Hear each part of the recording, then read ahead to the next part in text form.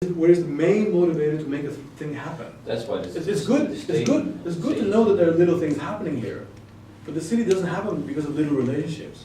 Things become successful because of the majority. So maybe 10% of the Arena Boulevard gets economy, or maybe 5% of its economy is coming from the Bijlmer. Maximum, maybe even 3%. Maybe 8% is coming from all of Amsterdam.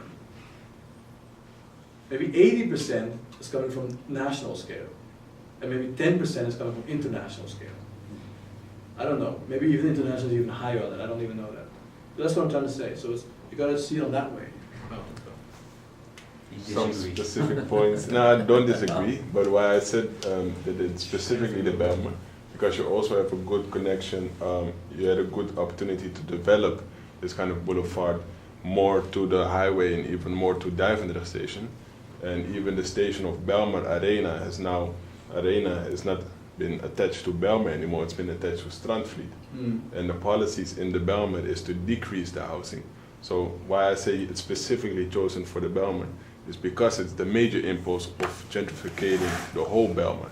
To say less people... Okay, so once you do something like that, so once the choice, so let's say there are multiple choices, so having an Arena Boulevard with its scale of economy, imagine this, next to an area which is pretty much a kind of degraded social project of Holland, you know, what do you think the influence once this thing is activated is going to start doing this direction?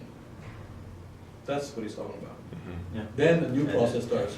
But gentrification, we call that maybe a negative word. What's the Bijlmer before the Arena?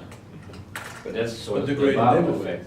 Sorry? That's sort of the Bilbao effect. Exactly. Because the Bilbao started developing itself again after one thing, one iconic thing or one... So the case here is that the Bijlmer is damn lucky that it has this thing here. Because of that, now suddenly they can start motivating companies to say, hey, let's now start redoing the Bijlmer.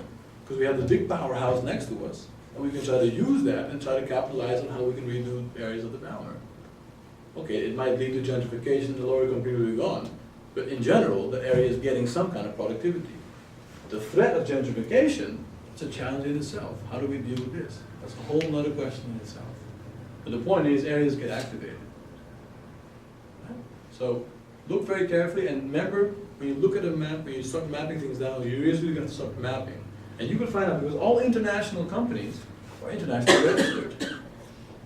So you can actually quite simply go, you know, where is the telecom of Haiti? Where is, you know, the water industry of Haiti? These are all international companies. And they're going to have a map, they're going to have a map, they're going to have an address.